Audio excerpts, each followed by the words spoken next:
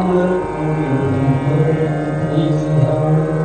मकर कुंडले गणपती श्रवणी कंठी कौस्तुभमणी विराजित तुळसीहार गळा कासे पितांबर ओढे निरंतर याची धावण्याची मुखामुळे माझे याची सर्व सुख मुखामुळे माझे याची सर्व सुख पाहिलं श्रीमुखमणी तुळसीहार गळा कासे पितांबर ओढे निरंतर याची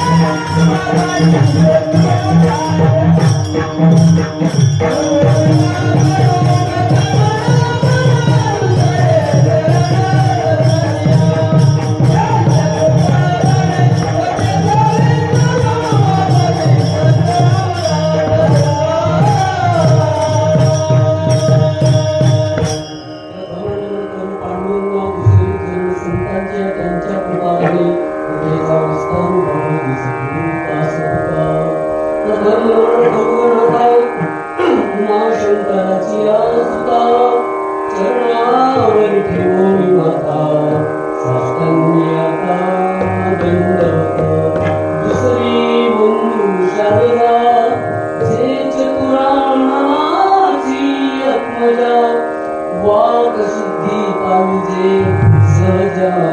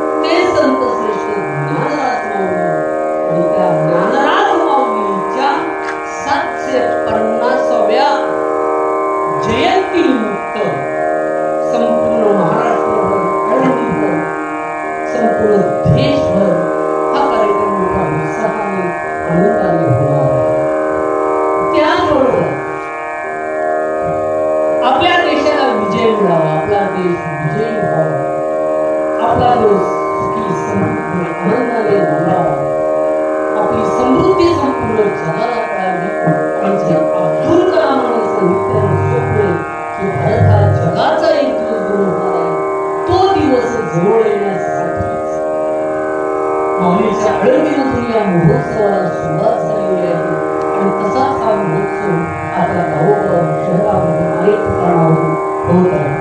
आपल्याकडे मला वाटतं हे तिसरं वर्ष महाराजांच्या मार्गदर्शनाखाली महाराजांचं काम हे वाचा शब्द आणि कार्यसिद्धी.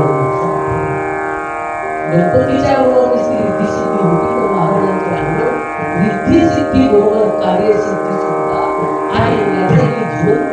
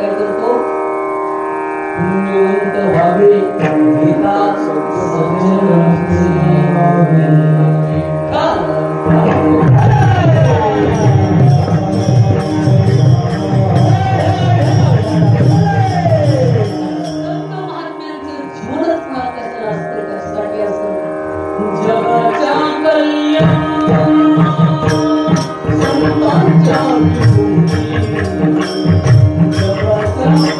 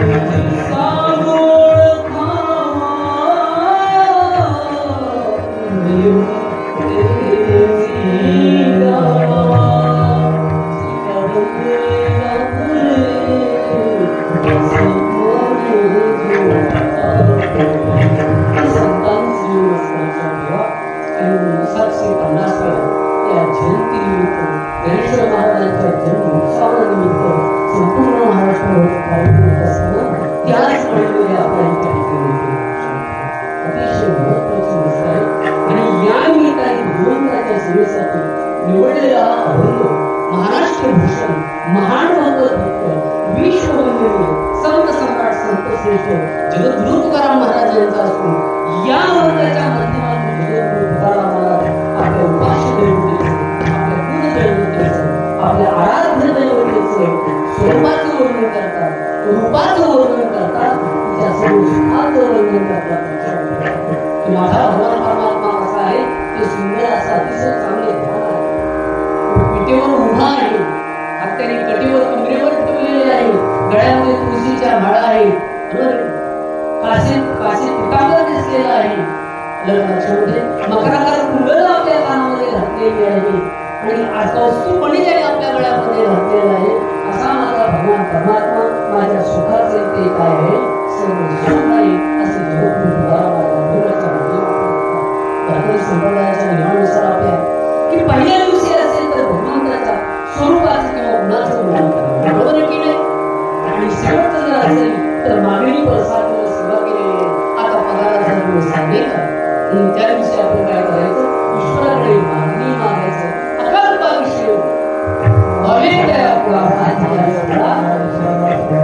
कल्पनेची बाधा अनुयोगाने काढली हेची दान देवाने.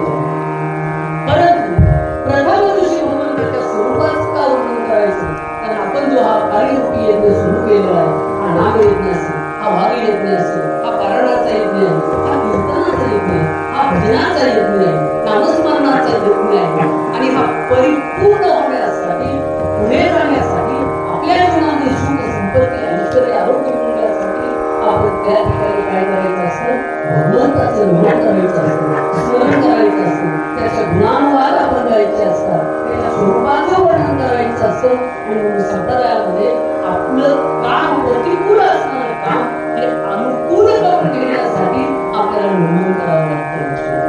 कुठेही का तुम्ही कोणत्याही देवतेकडे जा, व्यक्तीकडे जा, नमस्कार केला की त्या ठिकाणी काय होतं, शिवीच्या ऐवजी पुढच्याच्या पूर्ण आपल्याला देखील ओवी ऐकायला मिळते, बरोबर आहे की नाही.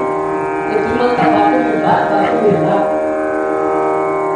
लक्षामध्ये. आणि म्हणून नमन केल्यानंतर असणारी विघ्नती बाजूला जात असतात.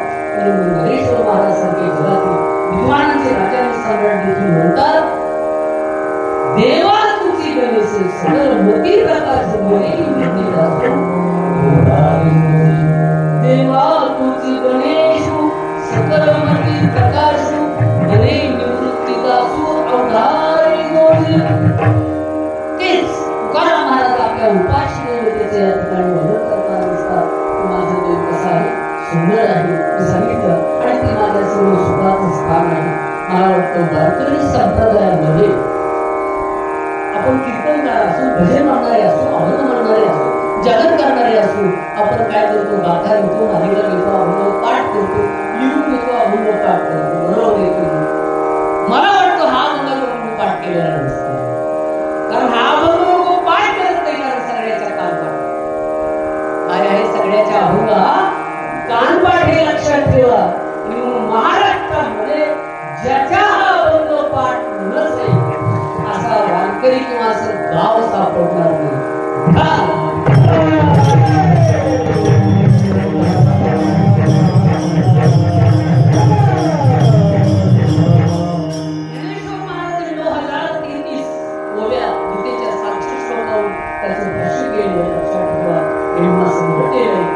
ज्ञानेश्वर महाराजांच्या ज्ञानेश्वरी माय मराठीच्या गळ्यातील काय आहे, मंगळसूत्र आहे. भारतीय संस्कृतीमध्ये सौभाग्यवती स्त्रीचा जो अलंकार केला, मंगळसूत्राला जितकं महत्व आहे आपल्या मानवी जीवनामध्ये, विश्वामध्ये, भारतभूमीमध्ये ज्ञानेश्वरी ग्रंथाला इतकं महत्व आहे की आपल्या गळ्यातलं काय आहे ते माय मराठीच्या गळ्यातलं मंगळसूत्र आहे. आणि जगद्गुरु तुकाराम महाराजांची गाथा ही माय मराठीच्या कपाळावरील काय आहे, कुंकुम तिलक आहे.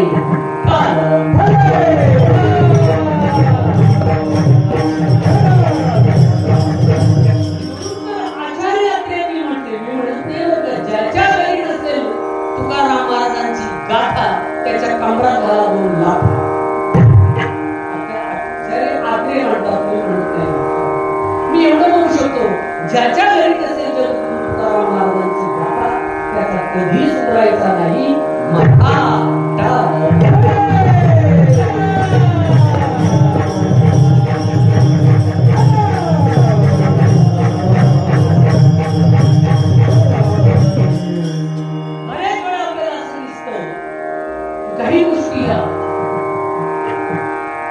व्यक्ती सापेक्ष असतात, काही वस्तू सापेक्ष असतात. व्यक्ती सापेक्ष म्हटले की व्यक्तीची आवड प्रत्येक ठिकाणी बदलते. प्रत्येकाला आवड वेगळी, प्रत्येकाची आवड वेगळी आहे. जो जो चैतन्यमय जीव आहे, ज्याला इंद्रिय नावाची शक्ती आहे, त्याला काहीतरी गोष्ट आवडते. कुणाला गायन आवडतं, कुणाला वादन आवडतं, कुणाला वक्तृत्व आवडतं, कुणाला कीर्तन आवडतं, कुणाला जप आवडतो, कुणाला तप आवडतो, कुणाला पारायण आवडतो, कुणाला अभंग म्हणायचं आवडतं, कुणाला सेवा करण्याची आवडतं, कुणाला पप्पाचं म्हणतात, कुणाला गायन करण्याचं, कुणाला विणा घेण्याचं. प्रत्येकाची आवड काय असणारे भिन्न असणारे, पण आवड नाही असा मनुष्य आपल्याला सापडला नाही. प्रत्येकाची आवड, देवाला सुद्धा आवड येतं, बरोबर आहे की नाही? भक्ताला घे पायापासून,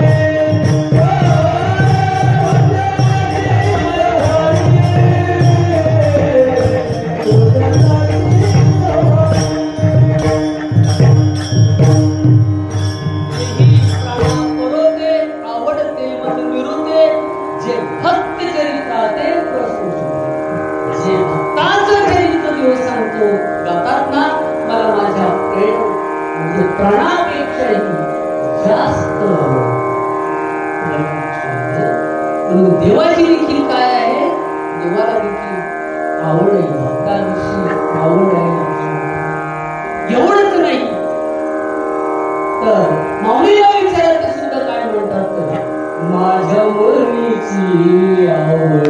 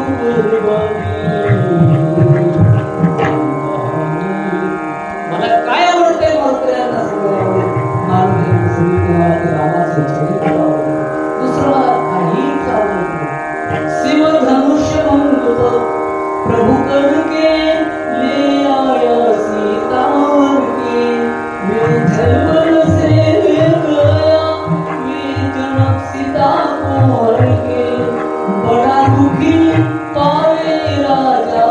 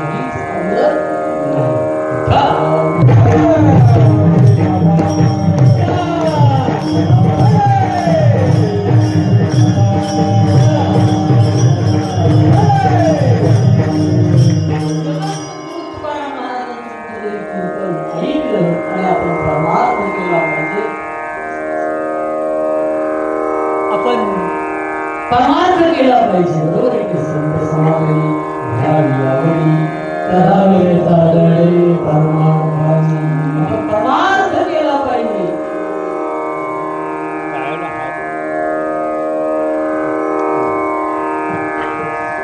तुमचं दर्शन हे खरे आम्हाला आशीर्वाद देत.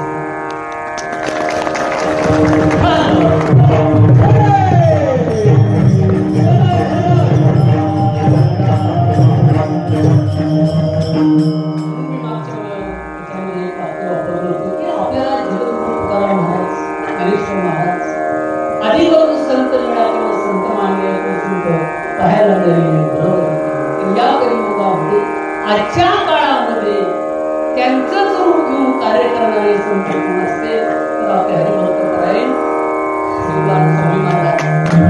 आपल्या दृष्टीने हे आपले संत फक्त आपल्याकडे दृष्टी लागते पाहण्यासाठी.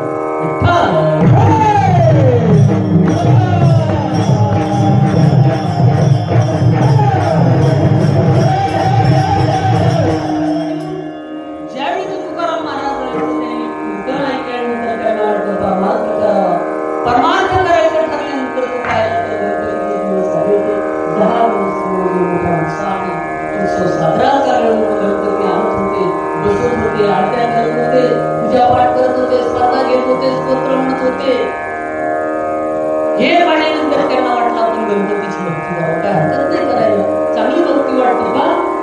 जगातली प्रत्येक मानवी जीवाला सुख हवं आहे, दुःख नको आहे. काय आहे हवं?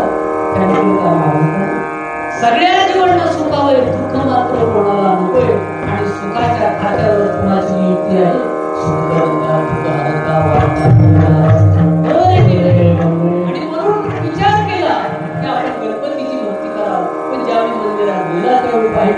लोकांनी वाजत गाजत गणपतीला स्टेजवर आणलं, बसवलं, ब्राह्मण काकाला बोलवलं, प्राण प्रतिष्ठापना केली आणि मग स्पीकरला लावली. मेरे अंगाने मी तुम्हाला गणपतीने कपाळाला हात लावून सांगितलं, अरे बाबा तुझ्याच मालकाने मला आणून बसवलंय, तू आता मला म्हणतो माझ्या अंगणात तुझं काही काम नाही. गणपती तीक्ष्ण होते, कान मोठा आहे, सर्वांची साठवून घ्यायचे, पोट मोठा आहे, सगळ्यांचे अपराध पोटाला घ्यायचे, उदारपणे सहन करायचे. अलग पक्षामध्ये तीक्ष्ण नजर आहे, बुद्धिमत्ता आहे. परंतु आपण तिकडे न जाता आपण फक्त गणपतीवर जातो. लक्षात ठेवा, गणपती बोलताना आपण इकडे उड्या मारत नाचत असतो.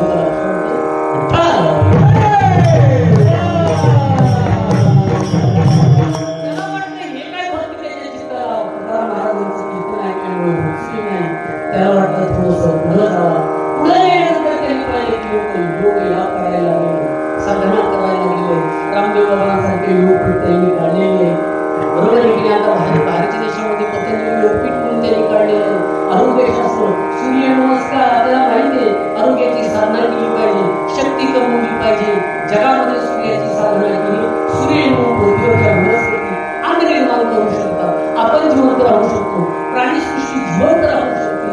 आणि म्हणून आपण कुणाची आराधना केली पाहिजे? सूर्याची केली पाहिजे. सकाळी संध्याकाळी ठीक आहे सूर्याचं, पण माध्यान्ही मात्र उन्हाळ्याच्या काळामध्ये माणसाला तो जाळून टाकायला बघतोय, नको नकोसं होऊन जातोय. त्याने विचार केला इथे अजून पुढे गेलं पाहिजे. पुढे गेल्यानंतर त्याने पाहिजे की नवरात्रामध्ये 9 दिवस दांडिया सुरू झालेला आहे. बरोबर आहे, आपल्या परंपरेला सुद्धा साजरा करायला खरं तर नवरात्राचा अर्थ काय आहे? बरोबर आहे की नाही? हे विकार सर्व घालून टाकले पाहिजे. पण लोकांचं तिकडे लक्ष जातात, दुसऱ्या गोष्टीकडे लक्ष जातात. आपण दांडिया करायला लागलेले आहे आणि त्या लक्षामध्ये ते वाटतं, त्याला वाटतं हे पण काय बरोबर दिसत नाही. मग तो शंकराच्या भक्ताकडे गेला. शंकराच्या भक्ताकडे पाहिल्यानंतर त्यांनी पाहिलं, अरे हे शंकराचे भक्त आहेत, ते जरी विष्णूची भक्त असली की एकमेकांमध्ये काय होतं, थोडंफार कमी जास्त होतं. शिवाची भक्त असली तर विष्णूची भक्त असली तर कपड्याला टेलरकडे शिवायला नेला तर शिव म्हणत नाही, कारण त्याला द्वारा घाल, त्याला दंड घाल, त्याला टाका घाल. आडोसा व्हायचं एका शंकराचं उन्हा आडवा आहे. आलं लक्षामध्ये? म्हणजे अशा प्रकारे त्यांच्यातला भेदभाव पाहिल्यानंतर आता करायचं काय, त्याच्या डोक्यात विचारला, आता साधना आदिशक्तीची करायची, ती पण करू नये. मग काय करायचं? तुकाराम महाराजांची त्याच्या कानावर वारे हाती माप सारे सज्जनांचे कीर्तिमंत त्यांचे नारायण देऊन गेल्यानंतर त्यांनी तुकाराम महाराजांच्या विचारत गेल्यानंतर श्री संतांच्या माथ्याच्या नावाने साष्टांग महाराजांनी विचारलं तुझा माझा परिचय नाही तू एकदम माझ्या पाया पडायला लागला तो काय कारण आहे महाराज मला कळलं की तुम्ही संत आहात तुम्ही साधना करताय तुम्ही परमार्थ करताय तुम्ही भक्ती करताय अरे हे सगळं बरोबर आहे तुला काय करायचं महाराज मला भक्ती करायची महाराज मी तुला भक्ती करायची तर कर ना पण मी कोणत्या देवाची भक्ती करू मी कोणत्या देवाची आराधना करू महाराज म्हणजे तुझी जशी आवड असेल तशी तुला जे आवडेल जो पंथाचा ज्या संप्रदायाचा ज्या मार्गाचा ज्या किंवा काय असेल त्याच्यामध्ये तुझा त्यांनी सांगितलं महाराज मला एक पाहिलं तर मला काय बाबच्या गोष्टी आवडत नाही मग महाराज मला एक सांगा तुम्ही काय करता काय प्रश्न कसा माझा विचारला तुम्ही काय करता तुम्ही काय करताय ते मला सांगा तुम्हाला काय आवडतं आम्हाला काही आवडतं आम्हाला त्याचं कळत नाही लहान मुलाला काय माती आवडते पण त्याला माती खायला खूप आपण कारण त्याला उपयुक्त नसतं मग सांगितलं महाराज तुम्हाला काय आवडतात महाराज म्हणतात माझं आवडणं स्वरूप हे अभंगाच्या विषयाच्या लगेच पहिल्याच्या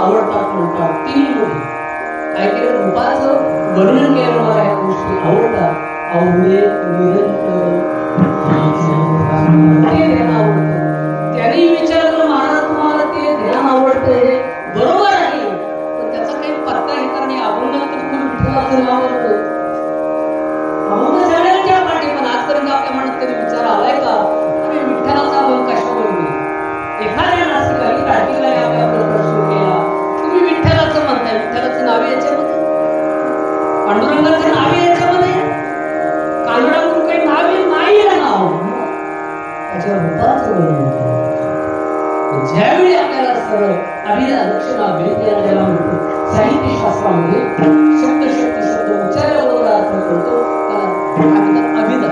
लक्षण आपल्याला काय वेळा लक्षण लागते त्याच्याही पलीकडे काय असते जी तिसरी शक्ती असते अभिधा लक्षण आणि वेद्याला म्हणतो तिथे लक्षण आपल्याला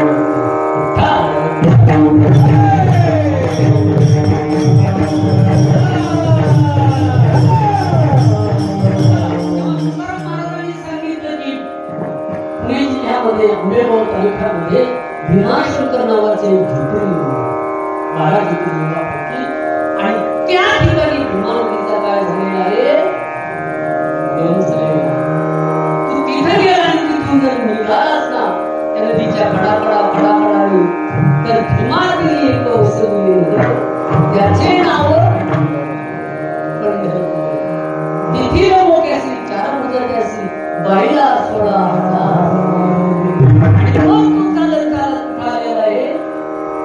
पंढरपुराकडे आलेला आहे. महाराज नक्कीच का? महाराज म्हणतात हो सुंदर ते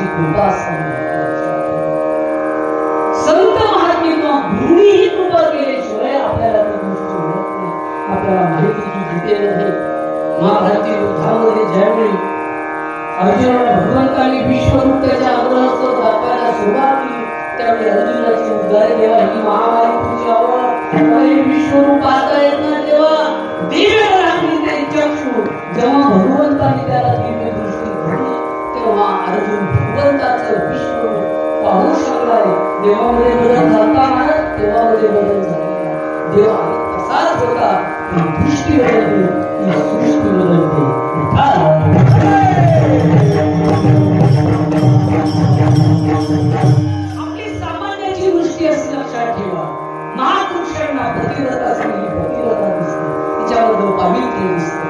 पण दुष्ट माणसाला तिच्या फक्त इंद्रियाची जाणीव होती, त्याला त्याच्यामध्ये पावित्र्यता दिसत नाही.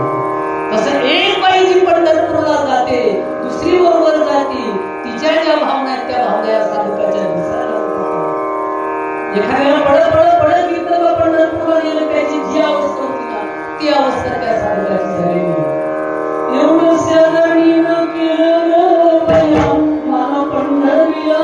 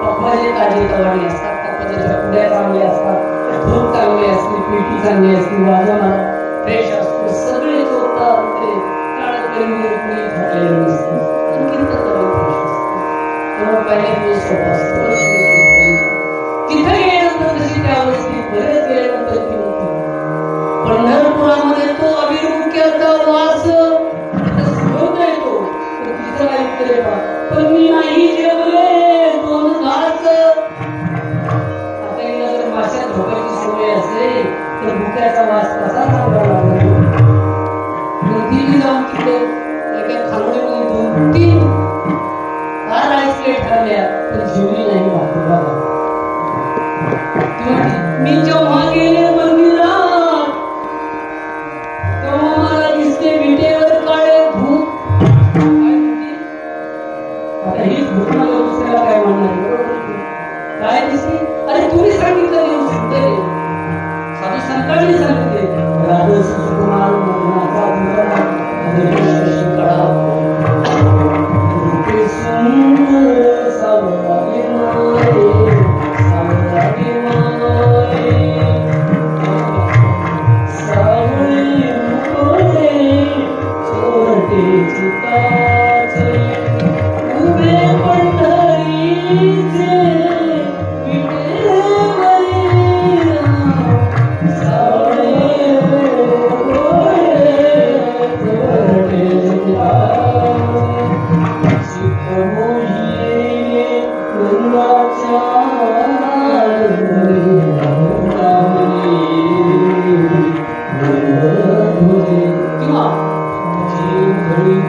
चंद्र प्रकाशे कमल नयन हसे वदन हसे अमितावे कृष्णा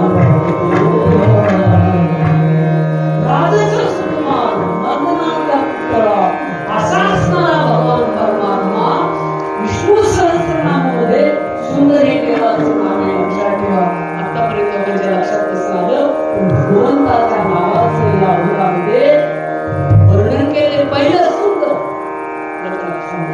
असं असणारं सुंदर स्वरूप दृष्टी नसल्यामुळे ते सुंदर दिसतं.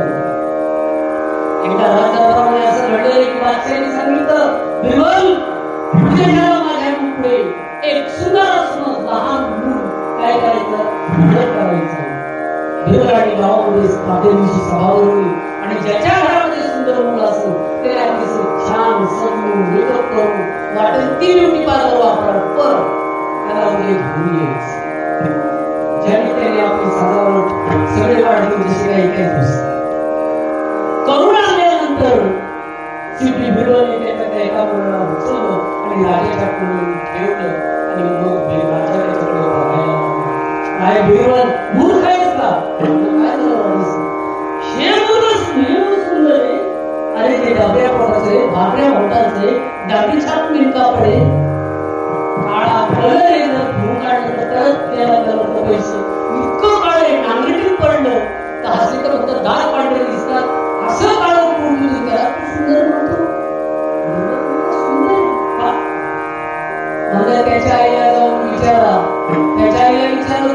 म्हणून सौंदर्य का की जगात एक नंबरचा माझा पट्ट्या सुंदर अर्थ कळाला काय आईला तिचं म्हणून काय आहे तिची दृष्टी सुंदर आपल्या दृष्टी नसेल कदाचित व्यक्ती सापेक्ष ते कसं असेल कदाचित ते सुंदर असेल असं सांगता येत नाही पण आईच्या दृष्टीने ते काय आहे सुंदर आहे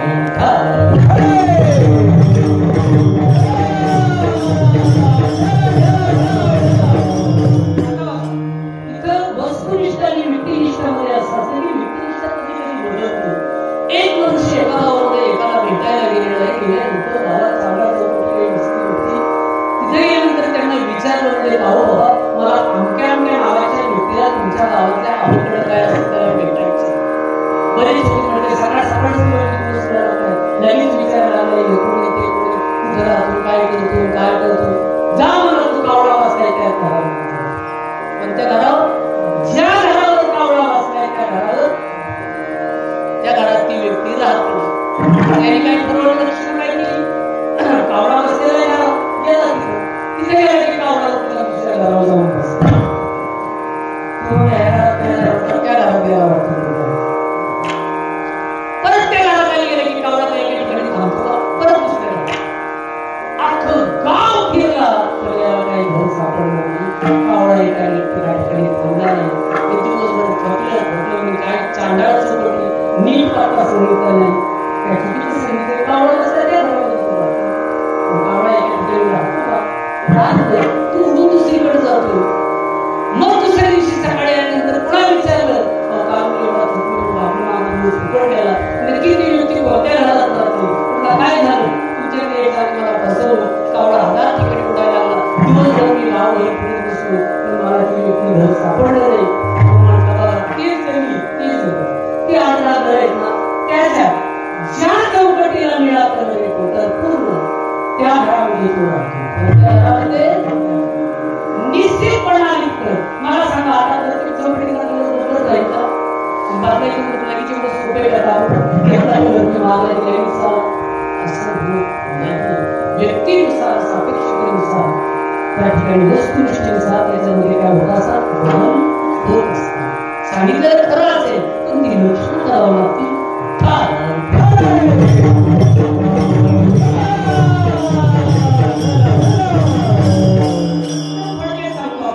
ज्यावेळी भगवान प्रभू रामचंद्राने वनवासाला गेली सीतेला रामाने बघून आपल्याला माहिती मारुतीने शुद्धी केली शेवटी रावणाचा मुलगा पाडला त्याची मुलं मारली इंद्रजित मारला बरोबर लंकेचा राज्य विषयाला दिलं आणि सर्व वानर शेवटी आपल्या आपल्या घराला गेला आल्यानंतर त्या ठिकाणी काही दिवसांनी भगवान प्रभू रामचंद्र राज्य करत असताना वानरांनी विचारलं अहो तुम्ही मला साता समुद्रापर्यंत गेले लंकेपर्यंत गेले की सीता एका आम्हाला अपेक्षित काय करायचं आम्हाला सीतेला आता वानरांनी हात टाकल्यानंतर ते वेळेला सांगितलं म्हणून काय लक्ष्मणाला सांगितलं लक्ष्मणाला तुम्हाला मदत केली तुमचे उपाय आमच्या क्रमाने काय करू तुला त्यांची भेट घालून त्या ठिकाणी लक्ष्मणाने सांगितलं रामा असं म्हणणं आहे की या ठिकाणी काय केलं पाहिजे की एकदा सीतेने आणि तुम्ही पुन्हा दर्शन दिलं पाहिजे वानरांना दर्शन सगळ्यांना एकत्रित दिलं पाहिजे ज्या सीतेसाठी एवढी 14 वर्ष रामवनवासामध्ये झाले एवढं समज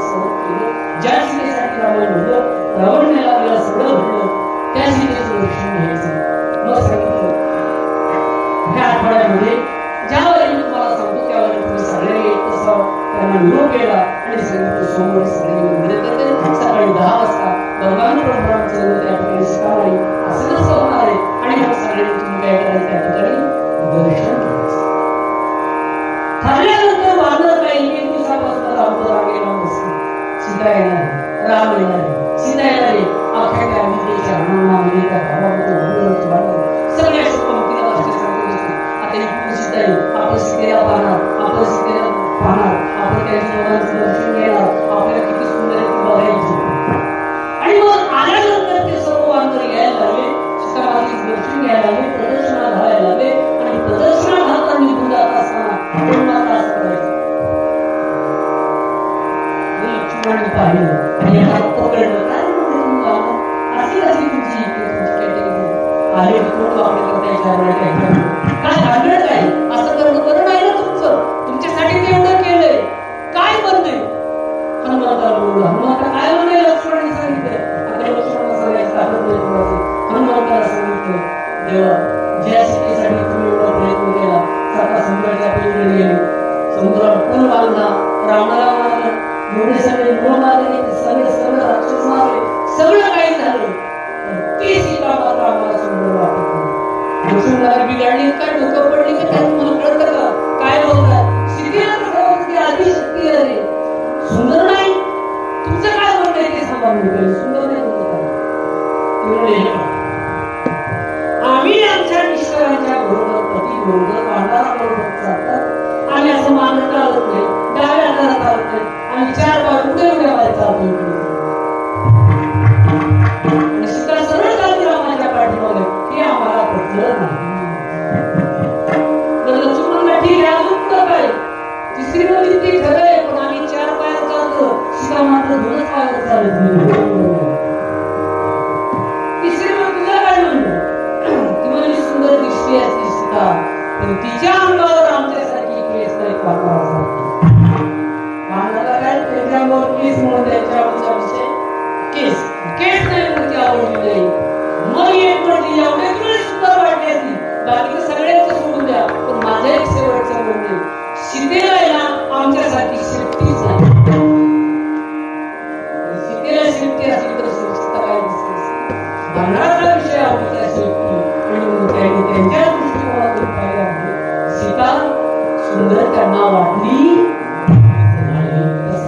देव जरी सुंदर असला तर मात्र त्याला सुंदर वाटला नाही. तुकाराम महाराज म्हणतात ते काही असो सुंदर ते. आता विटेवर आपल्याला सगळ्यांना माहिती भूमिकाने वीट भेटली. वीट किती असते मोठी, 9 बाय 4 महाराज बरोबर. वीट किती असते मोठी, 9 बाय 4.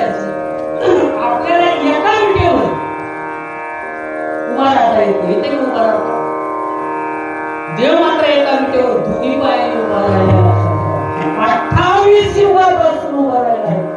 एक दिवस नाही, फक्त किती 28. अजून इकडे तिकडे सारखा नाही. आपल्याला तुम्हाला माहिती आपल्या प्रत्येका छात्र सत्याच्या बरोबर आहे की नाही. आमच्या जर महाराज लोकांना एखाद्या जागा पूर्ण मिळाली नाही तर जरी तक्रार करतोय, महाराज माझं नाव असं छापायचं, मी डॉक्टरेट आहे, मी प्राचार्य आहे, मी कॉलेजचा प्राचार्य आहे, सांगतो. त्याला ते सहज होत नाही. तुम्ही शेजारी तो बसतो का, बसत नाही. काही लोकांनी पदव्या टाकल्या नाही कीर्तन लक्षामध्ये. मला सांगा एखादा पुढारी असेल एखाद्या खुर्चीवर बसतो का, नाही. राज्यसभा मी लोकसभा केली, मला मुख्यमंत्री लक्षामध्ये त्याची अभिलाषा वाढत जाते. देव मात्र एकाच विटेवर उभा राहिला.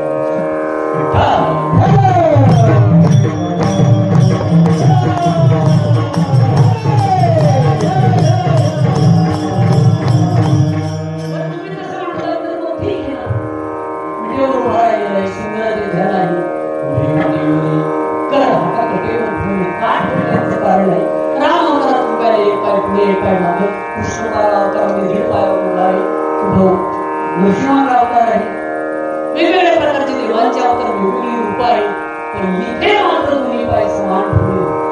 पाय हे ज्ञान स्वरूप लक्षात विठेवरी त्याची पावले समान तुझी असा असणारा भगवान परमात्मा विटेवर उभा आहे. हात कटेवर ठेवले. का ठेवले, कारण जे जो संसाराच्या पूर्ण सागरामध्ये गटावळ्या खातात, बुडतात, परमार्थापर्यंत येऊ शकत नाही. देवाने त्यांना सांगितलंय भक्तीचा अंत इथून जाणवा. हे संसाराचं पाणी हा माझा जर माझ्याकडे आला तर कमरापेक्षा त्याचं पाणी वाढत नाहीये. हा लोकांना आशावाद देण्यासाठी देवाने हात ठेवलेले आहे. कटेवर ठेवले.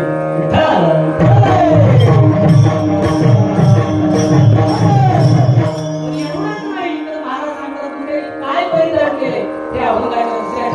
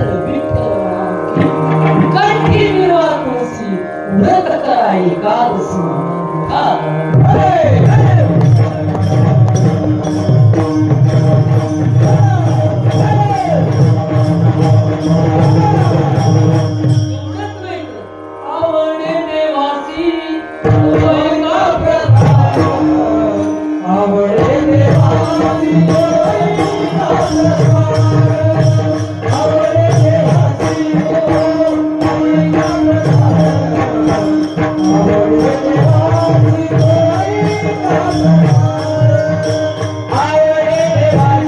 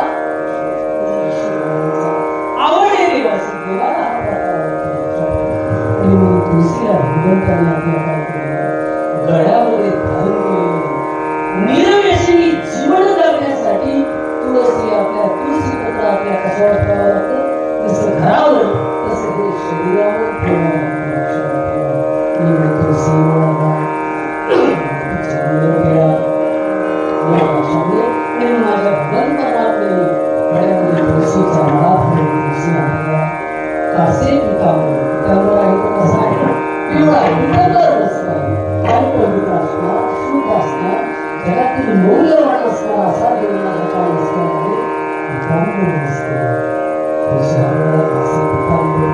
आणि असं असणार झाडच फक्त महाराज म्हणतात आंबे कायम साला सदोरी नेहमीच मला कोणतं ध्यान असणार कंटाळा येत नाही आपण दिवस ते ध्यानावर होतं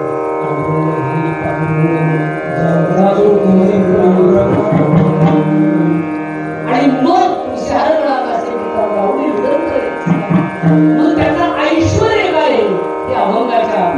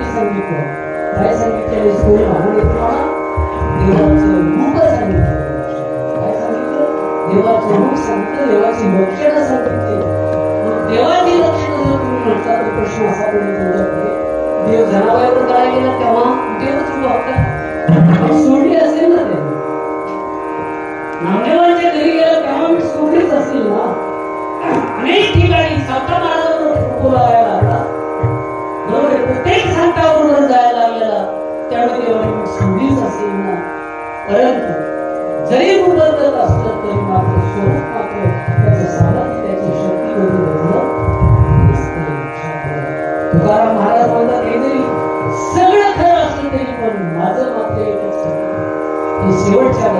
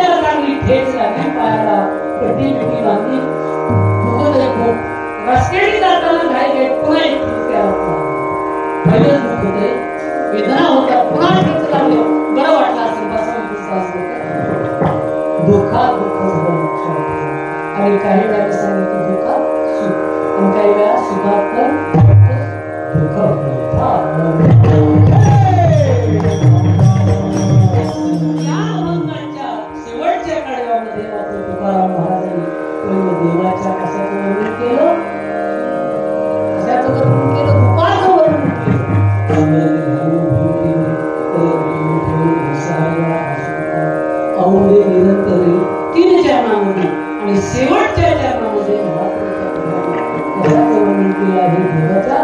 स्वरूपाचं वर्णन केलंय, त्याच्या स्थितीचं, त्याच्या सामर्थ्याचं, आणि एकदा ते प्राप्त झालं की दुसऱ्या सुखाची आपल्याला गरज लागत नाही. मोठ्या प्रमाणे यथावती यथावता अभंगाच्या शब्दाला स्पर्श करण्याचा प्रयत्न केला, अर्थ सांगण्याचा म्हणत नाही.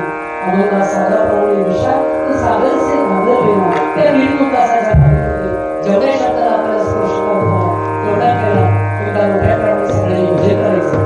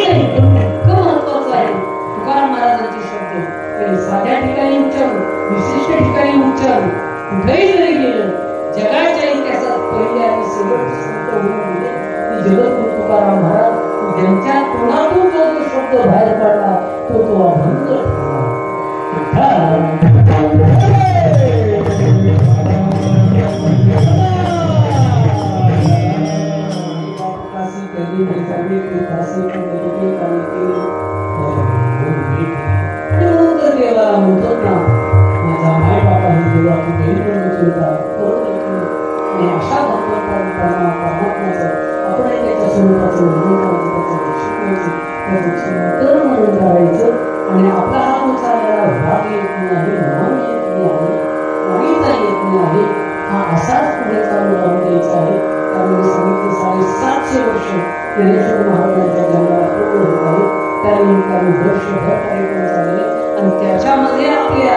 या युगेगावाचा हा सप्ताह आलेला आहे. महाराज मला तर महाराजांकडे पाहिलं की मला तो अभंग आठवतो. काम धेनु कंठ करू चिंता याच्यापेक्षा मला वाटतं दुसरं उदाहरण आपल्याकडे द्यायला समजत. काय सांगितलं, महापुरुष आपल्या जवळ असले आपल्याला कळत नसतात, आपल्याला दिसत नसतं, लक्षात ठेवा. आणि म्हणून तीर्थेतया ठाय पुनीत व्हाया असे महात्म्य त्यांचं असतं, संत महात्म्यांचं. आणि म्हणून ज्ञानेश्वर महाराज त्यांना सुद्धा लोकांना ओळखू शकले. आज आळंदीमध्ये एवढा मोठा कार्यक्रम झाला की महाराष्ट्र राज्याचे मुख्यमंत्री उपमुख्यमंत्री सगळेच ही सुरुवात होती. आणि म्हणून आपल्याला विजय मिळण्यासाठी, आपल्याला जय मिळण्यासाठी, आपलं राष्ट्र सुखी संपन्न राहण्यासाठी मला वाटतं तो सप्ताह सुरू झाला आणि झाल्याबरोबर तिकडे विजय मिळाला. मला लक्षामध्ये ते अतिशय आपल्या स्वाभिमानाची बाब आहे. महाराज जर आपल्याकडे शांत बोलत संकल्पाचं उदाहरण आहे. आणि मी सांगितलं की संत साहित्यामध्ये भक्ती मार्ग असो, कर्म मार्ग असो, ज्ञान मार्ग असो किंवा योग मार्ग असो, तिन्ही मार्गामध्ये आपण काय करतो, ऍक्च्युली मानवाचा प्रवास हा तुलाकडून काय होतो, सूक्ष्मकडे जातो. गणितात प्रथम आपण बेरीज शिकतो, वजाबाकी शिकतो, भागाकार शिकतो, गुणाकार शिकतो आणि मग त्याचे बारकावे कसं पहिल्या चरणामध्ये तुम्हाला देवाच्या रूपाचं वर्णन सांगितलं आणि शेवटी काय सांगितलेलं आहे, रूपाचं वर्णन सांगितलेलं आहे.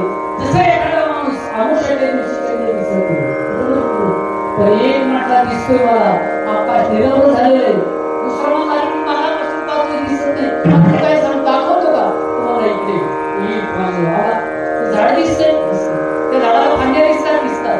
किती फांद्या आहेत म्हटलं, बऱ्याच फांद्या आहेत. त्यातली मध्ये फांदी वर गेली दिसली, ती फांदी पुढे गेली तर पुढे दिसली, डाव्या बाजूला दिसली, उजव्या बाजूला दिसली, वर गेली दिसली, पुढे झाड दिसली, पुढे आपल्याला ढगाळ दिसतोय त्याच्यावर धरती दिसते ते गावाशी बारीक चंद्राची आपल्याला काय अंगावर दाखवायचं होता तुम्हाला, दाखवायचे काय चंद्र, दाखवायचं काय आपल्याला ईश्वराचं तत्व. आपलं स्वरूप याच्या रूपापासून येऊ शकते, सूक्ष्माकडे जातो, स्वरूपाकडे जातो, स्थूलाकडून स्वरूपाकडे सूक्ष्मकडे जातो. तुकाराम महाराज या भागामध्ये अशा पद्धतीने प्रवास करत खाली गेलेला आहे. भरपूर चिंतन आहे, आपला वेळ झालेला आहे. महाराजांची आशीर्वाद आम्हाला मिळून या ठिकाणी उपदेश करण्यासाठी किंवा तुम्हाला काही सांगण्यासाठी, तुम्ही माझ्या ऐकण्यासाठी आला अशी माझी भूमिका नाही. महाराजांचे आशीर्वाद मिळावे अशा मूर्ती, असे त्यांनी महात्मे, एवढी साधना पुन्हा मिळणं शक्य नाही, लक्षात ठेवा. म्हणून आपण सर्वांनी त्यांच्या आशीर्वादाने कृतकृत व्हायचं आणि आपला हा कार्यक्रम, आपलं हे राष्ट्र सुखी संपन्न होण्यासाठी आपली साधना अखंड चालू ठेवायची. म्हणून मी सांगत असतो, या जगात कितीही दुर्गती जाती तरी पारिजातकाने आपलं सुगंधण्याचं काम थांबवलेलं नाही. तसं संत सज्जनांनी कितीही जगामध्ये भ्रष्टाचार, विचार, दुराचार चालला, पापाचार चाललं तरी संत सज्जनांनी आपली साधना सोडायची आणि सगळ्यांना आपल्याला करून ही बुद्धी देऊ या ठिकाणी येण्याचा योग. स्वामीनाथ महाराज सगळं बाबाचा शिष्य परिवार तुमच्याच परिवाराचा मी झालेलो आहे. मला या आशीर्वादाचा या वाहणाऱ्या ज्ञानगंगेमध्ये नाण्याचं भाग्य पहिल्या दिवशी मिळालं, म्हणजे पहिला मान मिळाला. त्याबद्दल भगवंताकडे खरं पुन्हा एकदा समर्पित भावनेने मस्तक ठेवतो. ज्ञानेश्वर माऊली